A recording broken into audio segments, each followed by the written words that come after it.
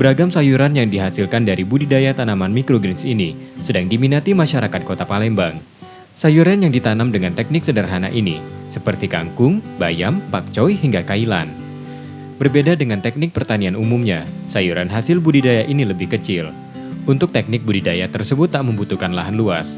Dengan menggunakan media tanam sabut kelapa serta nampan, sudah dapat dilakukan. Benih sayuran ditaburkan di atas media tanam dan ditutup menggunakan kain. Masa panen sayuran tidak lama, sekitar 7 hingga 14 hari sayuran sudah dapat dipanen.